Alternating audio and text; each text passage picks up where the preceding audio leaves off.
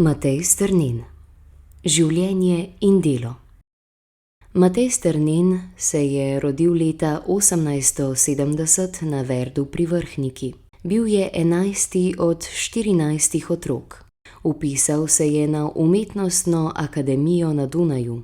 Obiskoval je tudi šolo slovenskega slikarja Antona Ažbeta v Münchnu. Skupaj z Matijem Jamo, Ivanom Groharjem in Richardom Jakopičem sodi med četverico slovenskih impresionistov. V svojih delih je pogosto upodabljal človeško figuro, predvsem portret in akt. Ukvarjal se je z oljnim in stenskim slikarstvom.